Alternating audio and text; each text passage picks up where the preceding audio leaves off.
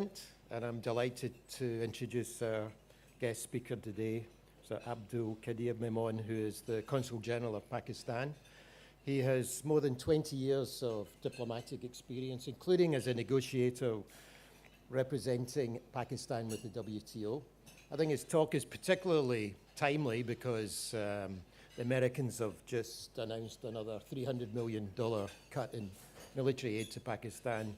And Mike Pompeo, the US Secretary of State, is meeting the new Pakistani Prime Minister, Imran Khan, this week. So without further ado, I'd like to introduce the Consul General. You've got a presentation, and which should last about 20 minutes, and then we'll have a Q&A. So without further ado, Abdul, please. Thank you.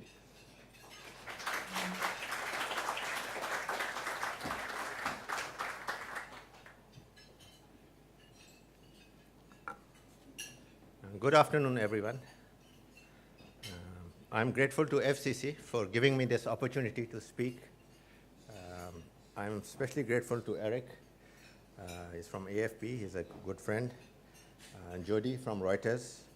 And Hilda, I think somewhere sitting at the back. Hilda has been very supportive in organizing and accommodating some of our guests because they had very limited capacity. I'll be speaking, I've made some PowerPoint presentations, which according to the topic, I'll be speaking on the Belt and Road and how we see as a recipient, as a partner of mainland China under this initiative. I'll be speaking about for 20-25 minutes, that's fine, and then there'll be a Q&A at the end. Before I begin my presentation, I just want to make one disclaimer that whatever I'll be saying here may not necessarily represent the views of the government of Pakistan. Of course, I represent the government of Pakistan in Hong Kong. I'm the head of the diplomatic mission. Of course, I'll try to be as frank and as open as possible. So as we all know, that Belt and Road Initiative, everyone is talking about here in Hong Kong. We read almost any day you open the newspaper, there is some news on the Belt and Road, how things are going. It is one of the most ambitious infrastructure projects undertaken by any country as long as we know the history.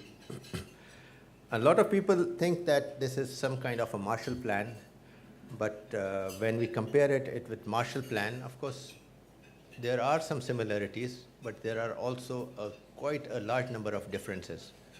Marshall Plan was basically there to contain communism in the Western Europe. And at that time, considerable resources were spent to improve and open up and support market economies in the Western Europe. As compared to Belt and Road, it is much more bigger. It doesn't have any ideological underpinnings. Of course, I can give you an example from Pakistan. When the Chinese government talk to us on Belt and Road, they don't expect us to adopt their socialist model. So far we have not encountered any ideological underpinnings. So Belt and Road today, as far as we understand, it is evolving. The latest figures are 74 countries are already in the bandwagon, and 1/3 of global GDP and a quarter of all goods and services traded in the world are included in the Belt and Road member states, which is quite huge. Because for us, the Belt and Road, we don't see Belt and Road as a master plan or a blueprint. We see it more as a brand, a vision by the Chinese leadership to reach out to a number of countries, especially focusing on certain areas which are directly related to infrastructure, movement of goods, movement of people. There is no official map of Belt and Road, but this is something recent. And today my focus basically would be one of the corridors which connects China with Pakistan, which we call it China-Pakistan Economic Corridor. So we have been told BRI has 6 corridors, so our focus would remain China-Pakistan economic, because I am aware what is happening in Pakistan, China. I may not be fully aware of what's happening in other corridors, but what we hear from the interaction with the diplomats and from reading from the media, of course, a lot of progress has been done and is being planned for other corridors.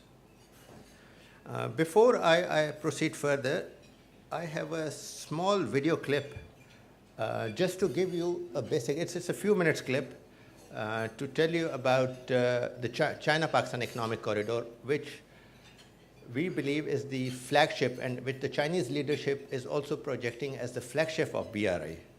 So its success is also important for both the countries, and it will also give a message to the other partners. Yes, I hope I'm able to play. Turning to Pakistan now, the country has rented 2,300 acres to China for developing the first special economic zone in the deep sea port of Gwadar.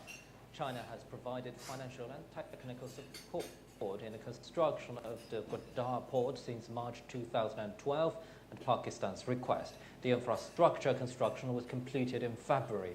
The SEZ and the port is part of the China-Pakistan Economic Corridor that aims to connect Gwadar to China's Xinjiang Uyghur Autonomous Region via a transportation network and improve economic cooperation between the two sides.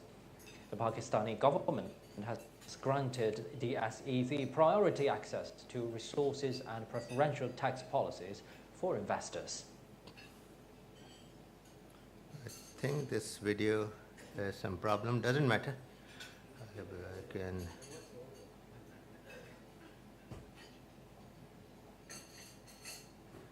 So we'll try this one if I'm able to play. Let's take a closer look at the multi-billion-dollar China-Pakistan Economic Corridor, or CPEC. Geographically, the corridor refers to the 2,000-kilometer road and rail link connecting Kashgar in West China's Xinjiang Uyghur Autonomous Region to Pakistan's southwestern port of Gwadar. But the project is not merely confined to transportation. It also includes cooperation in financing investment as well as measures on energy, which covers coal-fired power plants, hydroelectric and wind-generated power, solar power stations and coal supplies. The corridor is also expected to help some of the most underdeveloped areas of Pakistan by reducing poverty and generating jobs. For China, it reduces transportation time of goods and energy. Currently, exports from China to the Middle East and Africa via the Strait of Malacca take about 45 days. That could be reduced to less than 10 days going through Gwadar port. In a broader view, the corridor will closely connect Central Asia, West Asia, and Gulf states through economic and energy cooperation.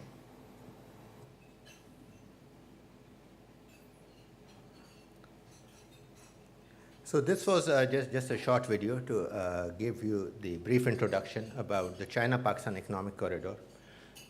There is a connectivity. The connectivity is on 4 fronts. There is the road linkage connecting Kashgar city of China with the Gwadar port. There is going to be a rail linkage bringing train service from Urumqi to all the way to Gwadar. There is going to be a pipeline. The third element is the pipeline that is going to transport liquid cargo, most probably, as we know that oil. China is now the world's biggest market for oil, and we know that China relies heavily on imported energy. At present, 80% of its import needs passes through South China Sea. So Gwadar port has an option, will create an option for China to source its energy needs by passing South China Sea. And we all are been hearing about some of the stresses about the South China Sea. Tomorrow, if there is any conflict in South China Sea, of course, it's going to create tremendous impact on Chinese economy because of the reliance of trade. So Cpec is one of the elements to mitigate that risk. So what Cpec is that Pakistan has given its territory, the right of transit through its territory to People's Republic of China. That right of transit includes goods, liquid cargo, and services. We have also allowed, in fact, both countries have also allowed the transport units to freely come and go for trade goods, to bring import and export goods. So in return, China has, under the Belt and Road, promised Pakistan to develop its infrastructure that is going to benefit Pakistan's economy, improves Pakistan's trade competitiveness. So this is a slide where a lot of these projects will be to help Pakistan. We see a lot of energy projects, road projects, airport. Basically, most of the portfolio is based on the road, railway, and energy projects.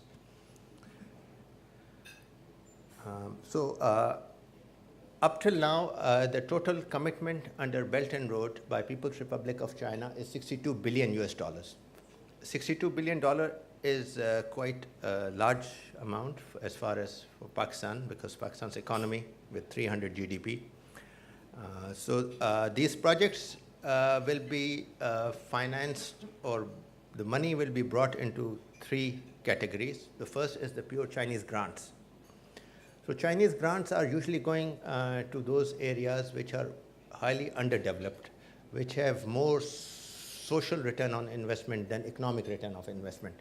For example, Chinese grant we see coming in supplying water to some of the remote areas of Balochistan which have water shortages. The other important segment of BRI financing is the Chinese government loans through Silk Road Fund, which is a fund specially created by the People's Republic of China. And this is basically Chinese loan. Every project has its different modalities, different payback period. There is not a single outline criteria that this is the criteria for all the projects. Some projects have payback period of 20 years, some have 30 years. So it depends from project to project. And the third important segment is the private equity. Private equity is mostly in the energy projects being established by the private sector of Pakistan and the private sector of mainland China. The structure is usually 20-80 debt equity ratio, and the debt component is coming from the financial institutions of China. Maybe they're state-owned banks or the private equity funds, and of course we also see some footprint of Hong Kong, because Hong Kong is very strong in the private equity, financial markets. So some funds in the energy sector have been moving. But of course we know that Hong Kong people are risk averse. So right now there is a bit of uncertainty about the BRI. So I'm optimistic that in future there will be more Hong Kong investors reaching out to BRI partner countries. So if we see 20% of all the BRI grants, as far as Pakistan is concerned, because I'm not sure what in other countries is 20% of all the BRI, for example, if it's 62 billion, so around 20 billion is the Chinese grants, which is a gift from the people of China. 45% are the loans, and the rest, about 30%, 35%, the 25% is the private equity. So as a recipient country, of course, when your friend or your partner comes up with huge amount of money, we have to understand what are the motives. So it's according to our understanding that what are the motives of the BRI. Expanding the market, of course, we understand that building the infrastructure through the territory of Pakistan, as Pakistan have granted transit rights to mainland China, is going to improve trade competitiveness of China, especially reaching out to east coast of United States, Africa, and Middle East. Through Malacca Straits, they have to spend 45 days. Through the territory of Pakistan, they can reach the markets within 10 days. Of course, we all understand that time, and an increase in time or decrease in time affects a lot in the competitiveness. And we think that this is a legitimate reason of any country. Every country in the world is promoting its goods and services. There's nothing wrong in it. Project China's power and influence, of course, as a developing country, as a recipient country, we understand that China is powerful. They have military power, economic power. And if China is giving money to a country, of course, it creates influence in that country, which is, we are used to influences in the past. And we know that the countries, one country has influence over other country. Some countries have more influence, some countries have less influence. It's the job of the diplomats that we do, that we maintain and those relationships. So we don't see any harm if China invests in Pakistan and it creates their political influence, and as long as they don't, that we don't see any desire on the Chinese government or the leadership to meddle into the domestic affairs. We understand that investing money in infrastructure gives economic returns. Of course, we also know that when the Cpec projects came into Pakistan, Pakistan's economy did well. From 2% GDP, we are now 5.5% GDP growth last year, and we were the 6th fastest growing economy in the world. This year, our target is 6%. And this has mainly been because of the investments coming from mainland China. We also understand China's energy security needs. Being the world's biggest energy user, they have to diversify that risk. And if they are using Pakistan's territory, we have no problems. Western region of China, which borders Pakistan, we have historic ties with that region.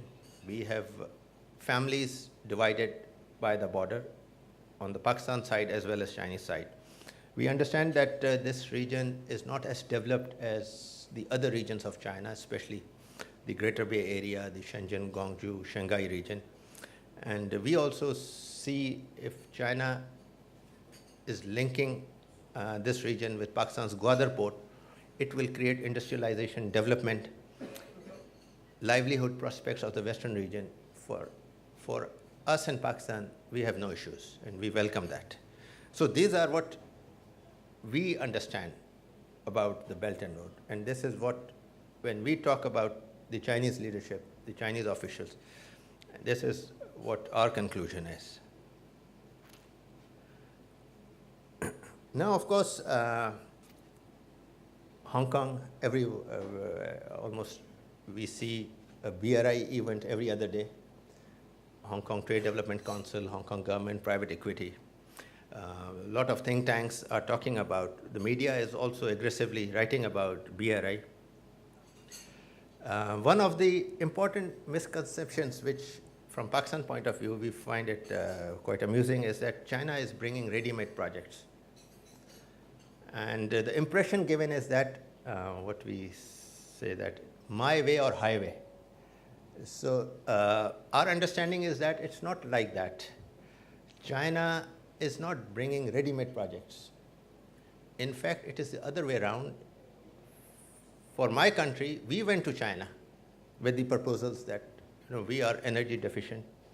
We have 10 hours of power outages. Let's build and invest in the energy projects. We also went to China to tell them that our territory is strategically located. It can be hub for trade and transit. So for our experience, we went to China instead of China coming to us. And to our surprise, China has also shown a lot of flexibility in addressing our concerns about some of the projects. Now, for example, if we take 10 projects to People's Republic of China, it's not necessary, we haven't seen that they're accepting all the 10 projects, but they at least accept 2 or 3 projects out of them. Every project is different, every project has different. The third thing which we read a lot about the media is the BRI is to export Chinese goods and of course China has overcapacity. From the experience of Pakistan, so far we have seen a lot of investment. Of course, most of the investment is in power sector, in the construction sector, and two important segments in the construction sector are important, which is the cement and steel. We haven't seen any cement and steel being imported. Of course, steel we see, but there has been zero import of cement from mainland China. Our cement industry after BRI is booming. We have 12 cement manufacturing plants. The 12 of them are working in overcapacity, and 6 of them have announced capacity. And cement sector has outperformed the Karachi stock market benchmark. And the other thing people talk about, that's a high interest rate. For us, the interest rate that we will be paying on the concession loan is much different from what we have been paying to the multilateral institutions like World Bank. First of all, the payback period is much longer. The interest rate varies. We all understand that risk premium is associated to it, but still it is much lower than what we have been paying to multilateral institutions. And the last point, which is that if the countries default, what will happen? And China is going to take over those assets. We don't foresee at least Pakistan defaulting in the near future. Of course, we have economic issues, but what would be the worst case scenario? The worst case scenario could be two. The countries might default, or the countries may offer equity, convert that debt into the equity, as has happened in Sri Lanka. And what our understanding about Sri Lanka is that China did not force Sri Lanka to surrender that port and convert. It was the collective and conscious decision of their policymakers, and they went to mainland China and told them that instead of, we pay back the loan. This is what our understanding is that. So the worst scenario could be we will offer them equity. We have no issues. We already have certain projects where the equity is owned by foreign wealth funds. We have Singapore Wealth Fund. They have been operating Gwadar Port before. We have a utility company in Karachi, which is the largest city. UAE, Pakistan's telecommunication company, is operated by UAE's state-owned enterprises. So we have no objection if they come to us. So the other important discussions about Belt and Road that we see is that China has ambition to be a global power. And a lot of people say yes, and they say that, and the concern is that whether it will lead to conflict with the United States in future, or will it be peaceful? And there is still a very large majority of scholars and diplomats, they think that this is just an effort of China to integrate into the current global value chain or the status quo. So, as a recipient, it doesn't concern us because, of course, the answers to this question depends who you are, where are you from. If you are from the recipient countries, for us, resources are important. So to answer this question further, of course, there has been recent developments. Mr. Donald Trump's election to the U.S. in the U.S. and America First policy, Trans-Pacific Economic Partnership, when it was rejected by the United States, it gave a clear field to China to move and fill the vacuum. U.S. has been cutting budget for the USAID. USAID has been doing some very good development work in a lot of developing countries, including Pakistan. United States has also enhanced contributions, reduced contributions to the UN, and of course the latest is the protective tariff. So, what we get a clearer picture that the United States may not be interested in assuming the role that it has been, doing it, and for which we are used to it as a global superpower influencing all regions of the world. So China has taken initiative. Of course, a lot of people think that Belt and Road was in reaction to TPP and pivot to Asia policy of United States, but now we see absolutely no policy in Asia Pacific region for the United States, except xenophobia, which is now fashionable. So China has done quite tremendous contributions in the last 4 or 5 years. It is now a leading contributor to the UN budget. It is also a leading contributor in the global environmental issues. It is also aggressively negotiating FTAs. It has Shanghai Cooperation Organization, which is also deliberating on the security issues. So China is trying to assume this leadership role. For us, all these issues are important. And we think that the vacuum which China is filling is going to benefit all of us.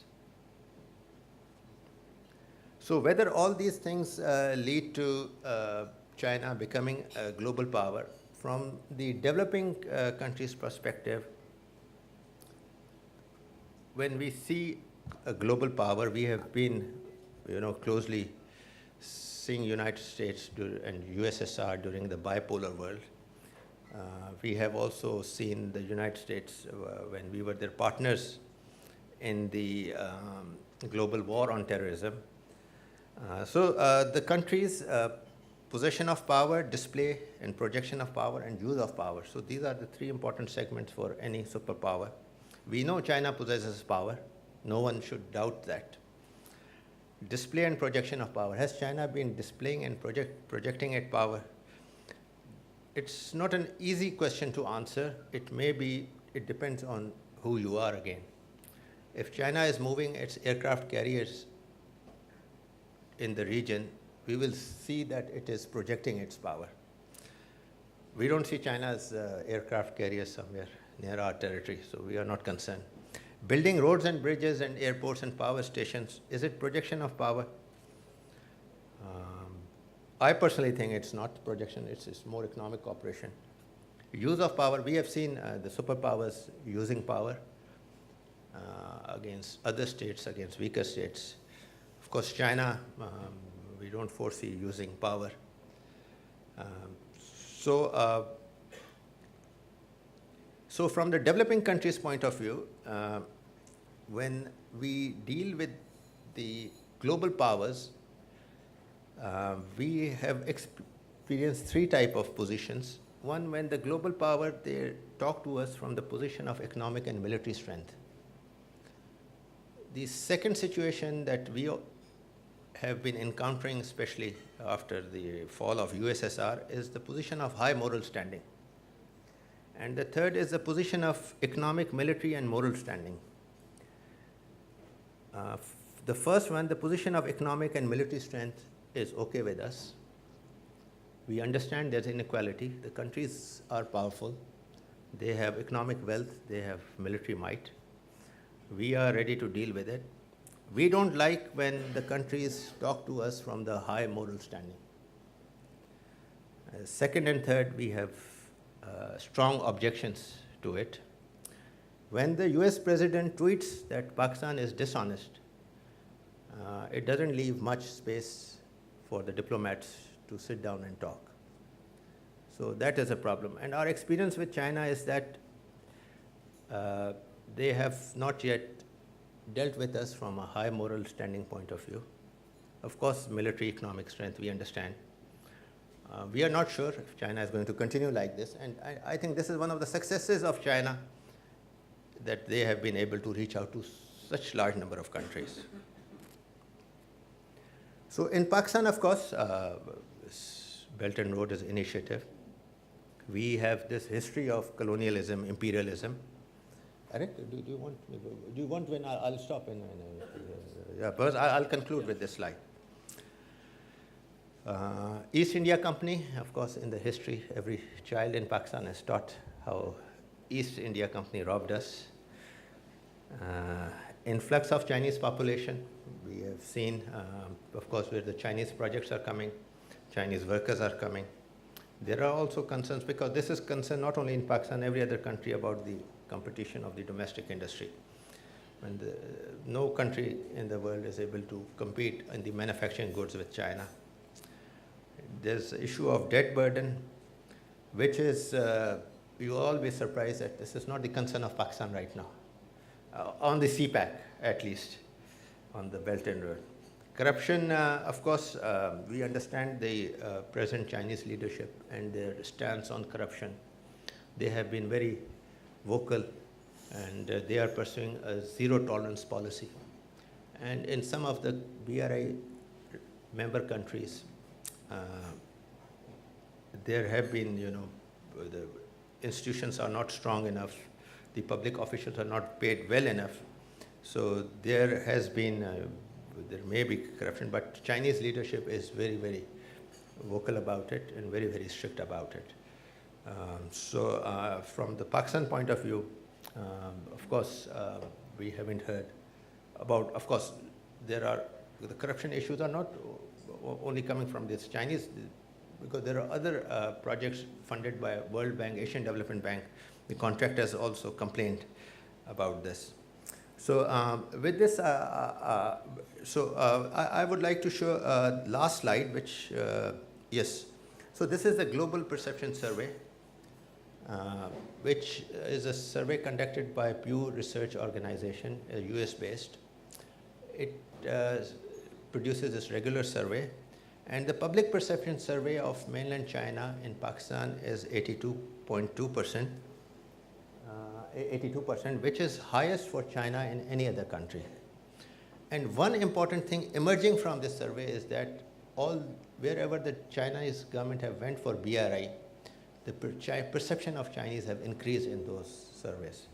So for us, BRI is not imperialism. That's what I can conclude.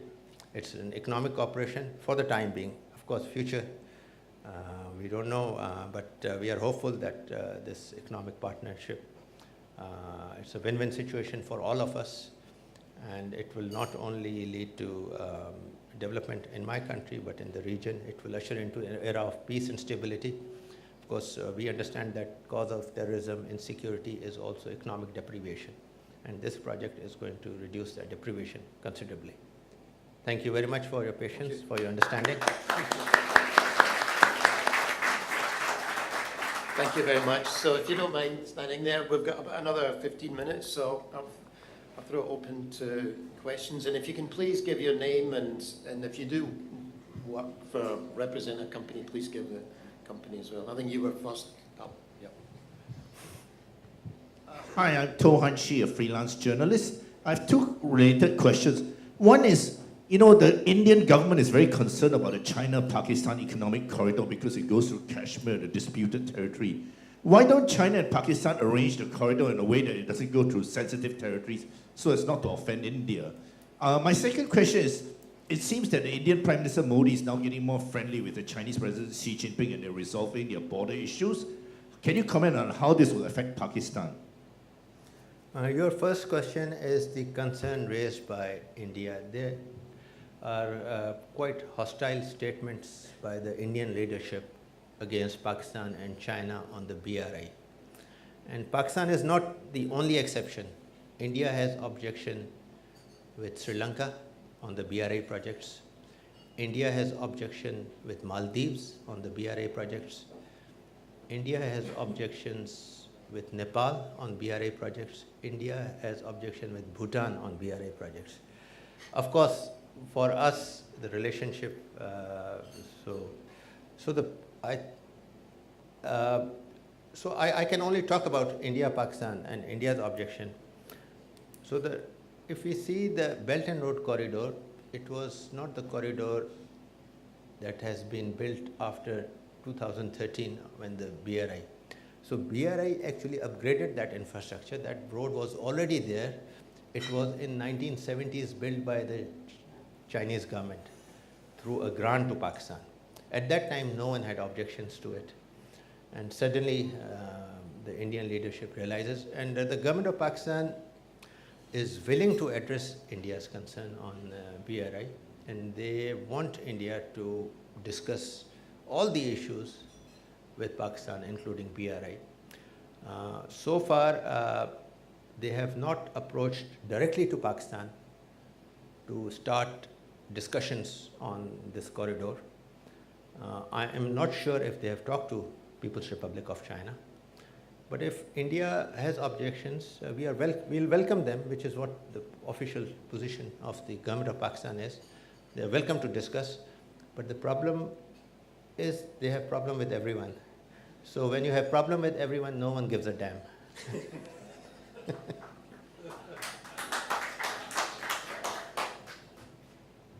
Thank you. Paolo Danese from Euromoney.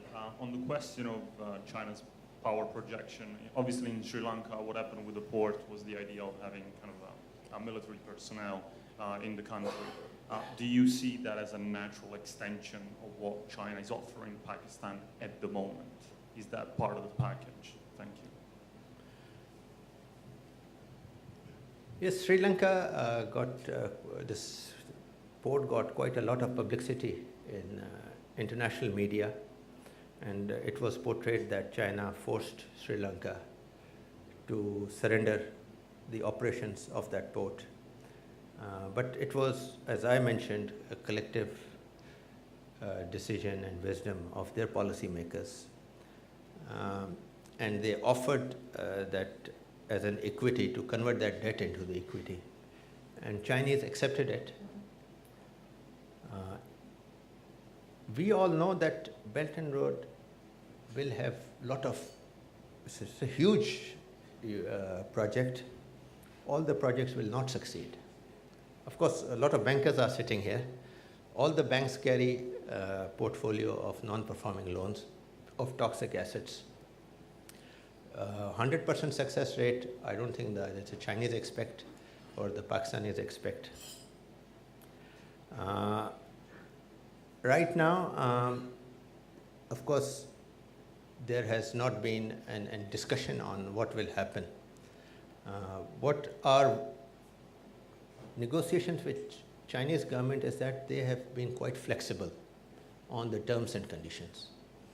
So the payback period is longer. The amount is spent on the projects which we believe have the potential for economic returns. One very important aspect about the infrastructure development, of course, we know infrastructure development can contribute to economic well-being, to prosperity. But we also know that only infrastructure projects are not sufficient for any country to realize the potential of those investments. You also need software. Software, I mean the governance model, the ease of doing business model, trade facilitation model. You need to improve the capacity of your public services.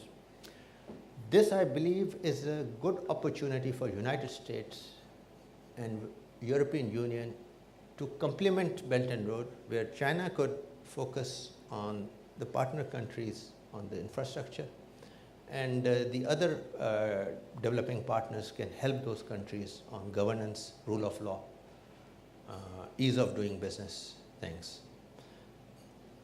So if we are not willing to pay our debt, of course, if China wants to take equity, personally I have no issues, but we'll see what comes at the time. But Pakistan has no history of default. Pakistan has never defaulted with its commitments. Thank you. We have a question here. Hi, my name is Noah. I'm a correspondent member here at the FCC. Thank you very much for a very candid talk, and I hear that you mentioned the US president more than once in your presentation. I believe it's been difficult, to put it mildly, to perhaps work with this administration, and the approach to policymaking is perhaps slightly more unconventional than their predecessors. But then you have the midterm elections coming up, and in 2 years' time, you may have a different president. So my question is, if you have a very different policy direction in the US and Washington, will that change the political calculus somewhat? Or have you already made a long-term bet on the BRI as a recipient country. I believe that's the way you put it, and on China's ability to pay for all these projects, essentially. Right now, we have a new government in Pakistan. It's not even been 1 month since the new Prime Minister and the cabinet has taken over. United States we have been partners cooperating on war against terrorism. Right now, a high-level visit, US Secretary of State, Mr. Mike Pompeo, is expected in Pakistan on 6th September. I think that visit is very, very important. It is going to give us the direction where we go in the future. We believe that United States is important. We want to continue with our relationship. We want to have good relationship with the United States. United States is our biggest export market. We have a big Pakistani community in United States. But there are also some concerns because whenever we see high-level interaction between United States and Pakistan, it's one agenda, and that is a demand by the US leaders to do more. Our present government has said no more, and I think they are very clear, because as their partners in war on terror, Pakistan has lost 50,000 innocent civilians. Pakistan has lost $80 billion economically.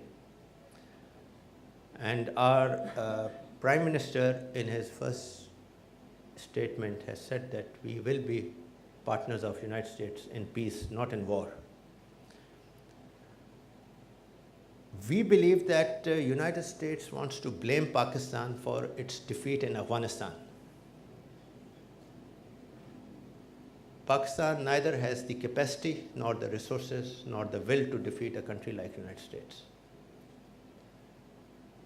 And we believe that the United States is behaving like a bully who goes out of his home, got beaten in the street, comes back and beats his children. So we are looking forward to Mr. Mike Pompeo's visit. And I believe you. You got a question over here. I'm Dean Napolitano from Nikkei Asian Review here in Hong Kong. In the introduction, there was a reference to the news over the weekend that the U.S. announced the cancellation of $300 million in funding for the Coalition Support Fund. My question is, how will that impact the Pakistan economy, especially as the country is facing a fiscal crisis and is considering a bailout from the IMF? Thank you. Yes, I also read this statement. Some of the media outlets were telling that United States has cancelled $300 million of aid to Pakistan. This is not aid to Pakistan. I am very clearly stating that. This is the money US owes to Pakistan. This is the money that United States have committed to Pakistan for providing support for the coalition logistics and air support, so that United States can fight its war on terror inside Afghanistan. So in our books, this is a receivable. And it is unfortunate that such a statement is coming. It is a pressure tactics. Of course, our relations with the United States have seen lots of ups and downs. There has been suspicion, acrimony, and at times hostility displayed by the US leadership. But we are willing to work with them based on mutual respect, mutual trust, and as a win-win for both sides.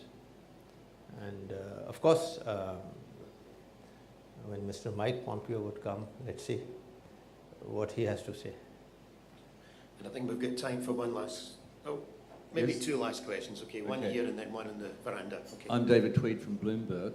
Of the $62 billion that's been committed to the projects, how much has actually already been outlaid?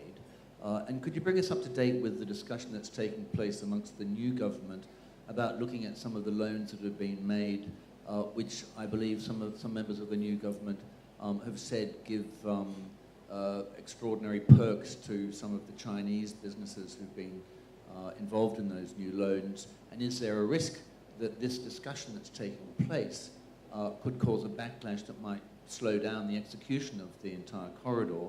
And just finally, I believe there are apartments being built in Gwadar, and I was wondering whether you happen to know how many apartments are being built in Gwadar, and are they intended for Chinese families? Yes, out of 62 billion, around 25 billion projects are already either been completed or in the pipeline. The present government, the Prime Minister in his first address to the nation have reassured the commitment on the Belt and Road initiative, Pakistan-China Economic Corridor. And during the election campaign, interestingly, Belt and Road is one of the few areas where there is full consensus on all the spectrum of political forces in Pakistan. These are one of the only few things, and all the political parties are committed. Of course, there is one very important issue about Belt and Road projects is the amount of flexibility China has shown to accommodate the governments which they work with. And this happened in Malaysia as well. They were quite flexible in accommodating the government, and that government, after losing the election, the new government came, and now they are questioning those projects. In Pakistan, the present government has not questioned any project, but they understand that the Chinese, this is the way the Chinese work. They work as partner, and they try to, when we sit with them, talk with them, they of course show their concern, but they do their best what is important for the political leadership or the political elites of the partner countries. So it will always be a problem when that political leadership or political elite is displaced, and it is going to create noise about because politicians, they agree only on one thing, that is they have to disagree. And your third question is regarding apartments. Of course, Gwadar, I was in Gwadar a few months back. There are a lot of housing projects going on. A lot of housing projects that are being made are by the local Pakistani companies. There is also a small Chinatown built for the Chinese. At present, there are no restrictions on anyone who can buy property in Gwadar. So if the Chinese want to buy, and of course the first phase of the industrial export processing unit that was built in Gwadar, most of the units are being established by Chinese. And we also see this as a welcome change, because China is moving labor-intensive manufacturing to another countries. And we believe Pakistan has the potential to attract that investment. So it will generate job opportunities, livelihood. Of course, this is the trajectory that every country has opted from low technology, labor-intensive to knowledge-based, service-based economy. And of course, we are also looking at this, the same trajectory, and BRI is one of this opportunity to realize this. Thank you. So we're slightly over time, so one last quick question. Thank you. Ken Chang from Redwood Peak. I just wanted to comment that on our recent trip to Pakistan, we couldn't have felt more welcome in your country. So it's a fantastic place for anybody who hasn't gone. And I wasn't paid to say that. So the question really is regarding the IMF loan of 1-point-some-odd billion that's out, that needs to be financed by the IMF. If the IMF doesn't fund the U.S. has a lot of influence. Will China come to the rescue and provide the credits needed? Of course, Pakistan has some balance of payment difficulties right now. And I was surprised to read in some of the most prestigious journals that they are blaming Belt and Road for the balance of payment difficulties, and thinking that Pakistan will be going to IMF to repay Chinese loans. And a statement was also issued by the Secretary of State that US is going to object any payments made to China through IMF funding. The balance of payment difficulties for Pakistan is because of high oil prices. Pakistan has to rely on imported oil. When oil was $25 a barrel, we were very happy, but now it's around 80. If it stays at 80, there are going to be the challenges. And Pakistan, of course, have the drawing rights with the IMF, which the present government is deliberating upon. They haven't finally decided. Of course, there is a big gap because of the increase in oil prices. United States, again, I say that this visit of the US Secretary of State, this will be one of the agenda items, whether if Pakistan sees that United States is going to vehemently object, of course, we are going to convince him that this money will not go to China. It would go to balance our external account, so we are able to sustain our imports for the next year or so. And I'm hopeful that there should be no objection, because this is what the IMF is, this is what the role is. And as a member of IMF, we have those drawing rights. But one thing is very important, that when we go to IMF, they have stringent conditionalities, which is something that present government is considering, whether, because once you adopt and agree to those conditionalities, it undermines the policy space which the new government has, because there's a lot of expectations from the new government to do certain things, and they believe that going to IMF, if they forfeit this right to introduce certain policies, then they may not go, they may opt for other resources. And People's Republic of China, Saudi Arabia, in the past we had this deferred payment imports of oil. So let's see, still the policy is being deliberated on, and the government is examining various options. Okay, and with that, we'll close. Thank you very much. Thank you.